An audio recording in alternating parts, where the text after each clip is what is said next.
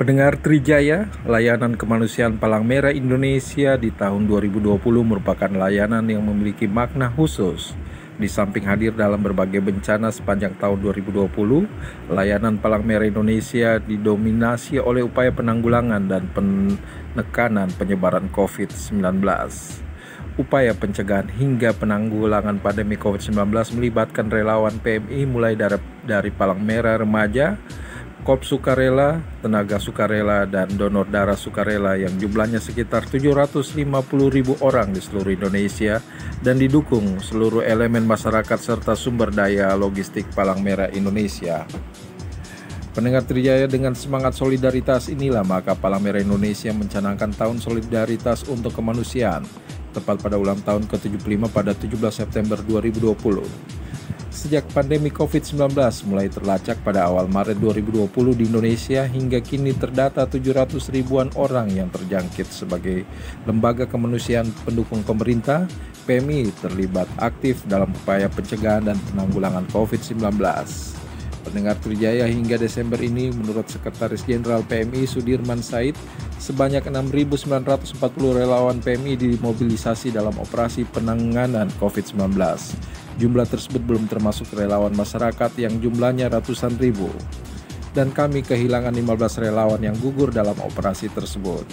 Pendengar Trijaya, dalam hal pencegahan, Palang Merah Indonesia melakukan kampanye kesehatan baik secara langsung maupun tidak langsung.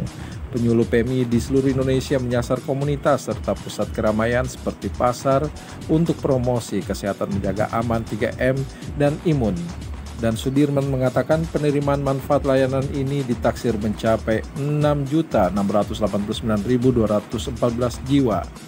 Untuk menekan penyebaran virus corona, PMI melakukan disinfeksi secara masif dengan mobilisasi 45 unit truk penyemprot, 200 unit mobil bak terbuka, dan 106 unit motor roda 3 dalam layanan ini.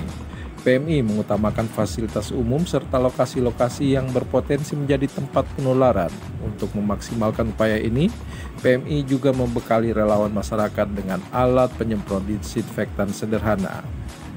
Jadi total sudah 108.060 lokasi yang telah kami disinfeksi. Kami juga mendorong agar masyarakat bisa melakukan disinfeksi secara mandiri, dan telah kami bagikan 16.732 unit penyemprot ke pengurus wilayah, ungkap Sudirman. Lebih lanjut, PMI dikatakan Sudirman akan terus memobilisasi jaring relawan di seluruh daerah untuk masyarakatkan kebiasaan baru dalam pandemi COVID-19 ini. Para ahli sudah memprediksi pandemi ini akan berlangsung lama. Karenanya kedisiplinan dalam protokol kesehatan adalah keharusan, dan kampanye ini akan kami kuatkan agar menjadi kebiasaan di masyarakat. Pendengar Trijaya, selain kampanye pencegahan dan disiplin protokol kesehatan, PMI mengembangkan terapi plasma konvalesens dalam penyembuhan COVID-19. Sudirman Said mengatakan meski bukan sebagai pengobatan utama, tetapi plasma konvalesens menjadi harapan bagi kesembuhan pasien COVID-19 bergejala sedang hingga berat. Dan dari terapi ini tingkat penyembuhan dapat dikatakan 95%. Karena itu, PMI akan memaksimalkan penghimpunan plasma konvalesens yang diambil dari penyintas COVID-19. Unit donor darah PMI sudah berupaya menghimpun plasma konvalesens untuk menekan angka kematian akibat COVID-19. Sedikitnya 2.100 kantong plasma konvalesens dihimpun dan didistribusikan PMI ke ratusan rumah sakit COVID-19. Pada 2021 kami akan meningkatkan pelayanan program ini karena sejauh ini terbukti sangat membantu dalam perawatan pasien COVID-19 bergejala berat, khususnya yang memiliki penyakit penyerta atau komorbid. Kami akan pertegas kerjasama dengan kementerian atau lembaga terkait. Demikian diungkapkan Sudirman Said pada ekspos catatan akhir tahun 2020 PMI pada hari Rabu 30 Desember 2020. Pendengar Trijaya, rencananya pemerintah akan melibatkan PMI dalam program vaksinasi, dan ditanggapi positif Ketua Umum PMI Yusuf Kala. Kami punya ratusan unit donor darah di daerah, tenaga ahli di unit donor darah pun bisa dimobilisasi untuk vaksinasi bila mana diperlukan.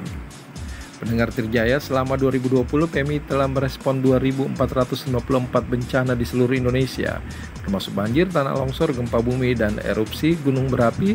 Bantuan logistik didistribusikan PMI ke sejumlah bencana tersebut, termasuk bantuan paket kesehatan yang didistribusikan dari 6 gudang regional dan 1 gudang darurat COVID-19 di Jakarta.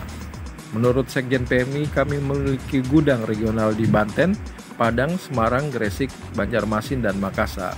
Sebagian besar pendanaan operasi penanggulangan bencana dan pandemi COVID-19 oleh PMI berasal dari penggalangan dana selama 2020, dan PMI berhasil menghimpun donasi senilai 132.931.389.139 rupiah dari donasi khusus penanganan COVID-19 dan donasi barang. Demikian Hengki Iriawan, MNC Trijaya FM.